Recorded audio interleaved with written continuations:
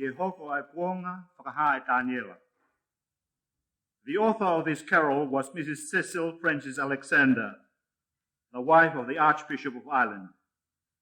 She wrote this carol for her Sunday school children. The tune is Irby by Henry John Gauntlet, a famous Anglican organist.